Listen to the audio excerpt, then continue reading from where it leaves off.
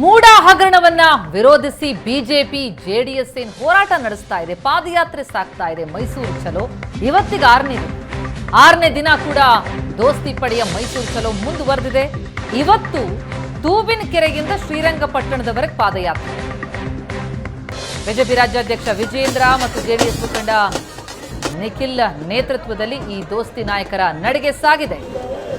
ತೂಬಿನಕೆರೆ ಕೈಗಾರಿಕಾ ಪ್ರದೇಶದಿಂದ ಯಾತ್ರೆ ಆರಂಭ. ಶ್ರೀರಂಗಪಟ್ಟಣದವರೆಗೂ ಕೂಡ ಇವತ್ತು ಯಾತ್ರೆ ಸಾಗುತ್ತೆ. ಸುಮಾರು 17 ಕಿಲೋಮೀಟರ್ ಪಾದಯಾತ್ರೆ ಇವತ್ತು ಸಾಗಲಿದೆ. ಸಂಜೆ 6 ಗಂಟೆಗೆ ಶ್ರೀರಂಗಪಟ್ಟಣದಲ್ಲಿ ಬಹಿರಂಗ ಸಭೆ. ದೃಶ್ಯಗಳಲ್ಲಿ ನೋಡ್ತಾ ಇದ್ದೀವಿ. ಬಿಜೆಪಿ ಜೆಡಿಎಸ್ ನಾಯಕರುಗಳು ಜಂಟಿಯಾಗಿ ಬೀದಿಗಿಳಿದು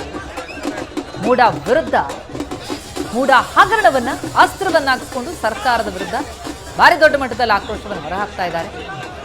ಸಿಎಂ ಸಿದ್ದರಾಮಯ್ಯ ರಾಜೀನಾಮೆ ಕೊಡಬೇಕು ಅಂತಲೂ ಕೂಡ ಆಗ್ರಹಿಸಿದ್ದಾರೆ. ಭಾರಿ ಸಂಖ್ಯೆಯಲ್ಲಿ ಕಾರ್ಯಕರ್ತಗಳು ಅವರ ಜೊತೆಯಾಗಿದ್ದಾರೆ. ನಿತ್ಯ 17ರಿಂದ 20 ಕಿಲೋಮೀಟರ್ ಪಾದಯಾತ್ರೆ ಸಾಗ್ತಲೇ ಇದೆ. ನಿನ್ನೆ ತೂಬಿನಕೆರೆವರೆಗೆ ಬಂದಿದ್ರು. ಇವತ್ತು ತೂಬಿನಕೆರೆಯಿಂದ ಪಾದಯಾತ್ರೆ ಶುರುವಾಗಿದೆ. ಶ್ರೀರಂಗಪಟ್ಟಣದವರೆಗೂ ಕೂಡ ಈ ಪಾದಯಾತ್ರೆ ಸಾಗಿದೆ.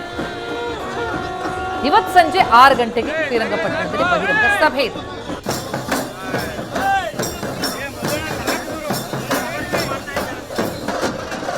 ಮೈಸೂರು ತಲುಪಿ ಮೈಸೂರಿನಲ್ಲಿ ಬಹುದೊಡ್ಡ ಸಮಾವೇಶವನ್ನ ಮಾಡಿ ಬಹಳ ದೊಡ್ಡ ಮಟ್ಟದಲ್ಲಿ ಸರ್ಕಾರದ ವಿರುದ್ಧ ಧ್ವನಿ ಎತ್ತುವಂತ ಪ್ರಯತ್ನ ಜಂಟಿ ಪಡೆಯುತ್ತೆ.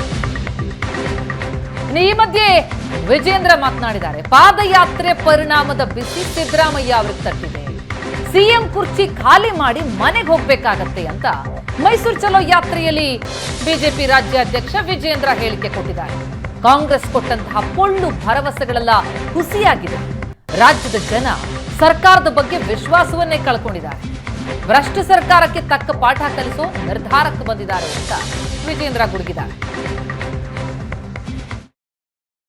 ಮೈಸೂರು ಚಲೋ ಇವತ್ತು 6ನೇ ದಿನ ಶ್ರೀರಂಗಪಟ್ಟಣದ ತಾಲೂಕಿಗೆ ಇವತ್ತು ಎಂಟ್ರಿ ಆಗಿದೆ. ನಮ್ಮ ಜೊತೆ ವಿಜೇಂದ್ರ ಇದ್ದಾರೆ. ಸರ್, 6ನೇ ದಿನದ ಪಾದಯಾತ್ರೆ ಇವತ್ತು ರಾಘವೇಂದ್ರ ಅವರು ಕೂಡ ಬಂದಿದ್ದಾರೆ. ಜನರ ಪ್ರತಿಕ್ರಿಯೆ ಇದೆ, ಹೆಂಗ್ ಸಾಗ್ತಾ ಇದೆ ಸರ್? ಮೈಸೂರು ಚಲೋ ಈ ಬೃಹತ್ ಪಾದಯಾತ್ರೆ, ಈ ಒಂದು ಐತಿಹಾಸಿಕ ಪಾದಯಾತ್ರೆ 6ನೇ ದಿನಕ್ಕೆ ಕಾಲಿಟ್ಟಿರ್ತಕ್ಕಂಥದ್ದು. ನಮಗೆ ಸಂಪೂರ್ಣ ವಿಶ್ವಾಸ ಇದೆ. ನಮ್ಮ ಈ ಹೋರಾಟದ ಪರಿಣಾಮ, ಮೈಸೂರು ಚಲೋ ಹೋರಾಟದ ಪರಿಣಾಮ ಸಿದ್ದರಾಮಯ್ಯನವರು ಮನೆಗೆ ಹೋಗಬೇಕಾಗ್ತದೆ, ಕುರ್ಚಿಯನ್ನು ಖಾಲಿ ಮಾಡಬೇಕಾಗ್ತದೆ, ಮುಖ್ಯಮಂತ್ರಿ ಸ್ಥಾನಕ್ಕೆ ರಾಜೀನಾಮೆ ಕೊಡಬೇಕಾಗ್ತದೆ. ಆ ರೀತಿ ಒಂದು ಆಕ್ರೋಶ, ಏನು ಒಳ್ಳು ಭರವಸೆಗಳನ್ನು ನೀಡಿ ಅಧಿಕಾರಕ್ಕೆ ಬಂದಿರತಕ್ಕಂಥ ಕಾಂಗ್ರೆಸ್ ಸರ್ಕಾರ, ಸಿದ್ದರಾಮಯ್ಯನವರ ಸರ್ಕಾರದ ವಿರುದ್ಧ ಜನರು ಇವತ್ತು ಅವರ ಭರವಸೆಗಳೆಲ್ಲ ಹುಸಿಯಾಗಿದೆ. ಸರ್ಕಾರದ ಬಗ್ಗೆ ವಿಶ್ವಾಸವನ್ನು ಕಳೆದುಕೊಂಡಿದ್ದಾರೆ. ಭ್ರಷ್ಟಾಚಾರದಲ್ಲಿ ಮುಳುಗಿರ್ತಕ್ಕಂಥ ಕಾಂಗ್ರೆಸ್ ಸರ್ಕಾರಕ್ಕೆ ತಕ್ಕ ಪಾಠವನ್ನು ಕಲಿಸಬೇಕು ಅನ್ನುವ ನಿರ್ಧಾರಕ್ಕೆ ರಾಜ್ಯದ ಜನತೆ ಬಂದಿದ್ದಾರೆ. ನಾಳೆ ಅವರು ಜನಾಂದೋಲನ ಸಮಾವೇಶ ಮಾಡ್ತಾ ಇದ್ದಾರೆ ಮೈಸೂರಲ್ಲಿ. ಅಲ್ಲಿ ಬಿಜೆಪಿಯವರು ಎಲ್ಲರನ್ನೂ ಬಿಚ್ಚಿಡ್ತೀವಿ ಅಂತ ಸ್ವತಃ ಮುಖ್ಯಮಂತ್ರಿಗಳು ಹೇಳ್ತಾ ಇದ್ದಾರೆ. ಮುಖ್ಯಮಂತ್ರಿಗಳೇನು ಮುಚ್ಚಿಟ್ಟಿದ್ದಾರೆ ಅದನ್ನು ಫಸ್ಟ್ ಬಿಚ್ಚಿಡ್ಲಿ. ಮೂಡ ಪ್ರಕರಣದಲ್ಲಿ ಸಾವಿರಾರು ಕೋಟಿ ಬೆಲೆ ಬಾಳ್ತಕ್ಕಂಥ ನಿವೇಶನಗಳನ್ನ ಲೂಟಿ ಮಾಡಿರ್ತಕ್ಕಂಥ ಇವರ ಸರ್ಕಾರ ರಾಜ್ಯದ ಜನರಿಗೆ ಸತ್ಯವನ್ನ ಬಿಚ್ಚಿಡ್ಲಿ. ವಾಲ್ಮೀಕಿ ಅಭಿವೃದ್ಧಿ ನಿಗಮ ಹಗರಣದಲ್ಲಿ ಮುಖ್ಯಮಂತ್ರಿಗಳ ಪಾಲೇನಿದೆ, ಪಾತ್ರ ಏನಿದೆ, ಎಷ್ಟು ಪಾಲು ಹೈಕಮಾಂಡ್ಗೆ ಹೋಗಿದೆ ಗಾಂಧಿ ಕುಟುಂಬಕ್ಕೆ, ಇದನ್ನ ಬಿಚ್ಚಿಡ್ಲಿ.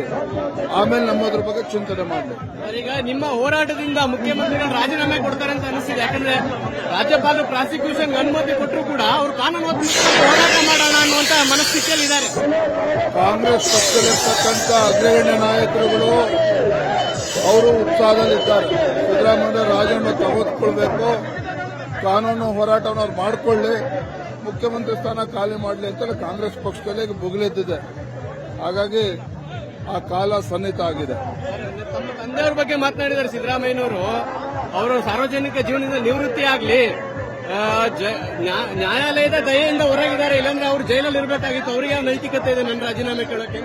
ನೈತಿಕತೆ ಕಳ್ಕೊಂಡಿರ್ತಕ್ಕಂಥ ಮುಖ್ಯಮಂತ್ರಿಗಳ ನಾಲ್ಗೆ ಸಡಿಲ ಆಗಿದೆ. ಅವರೇ ಹಗುರ ಆಗ್ತಾ ಇದೆ ರಾಜ್ಯ ಜನತೆ ಮುಂದೆ. ಇಷ್ಟು ಮಾತ್ರ ಹೇಳ್ತೇನೆ. ಇದಿಷ್ಟು ರಾಜ್ಯಾಧ್ಯಕ್ಷರಾದಂತಹ ವಿಜಯೇಂದ್ರ ಅವರ ಮಾತು. ಕ್ಯಾಮರಾಮನ್ ರವೀಂದ್ರ ಜೊತೆಗೆ ಮಾರುತೇಶ್ ಹುಣಸನಹಳ್ಳಿ, ಏಷ್ಯಾನೆಟ್ ಸುವರ್ಣ ನ್ಯೂಸ್, ಶ್ರೀರಂಗಪಟ್ಟಣ.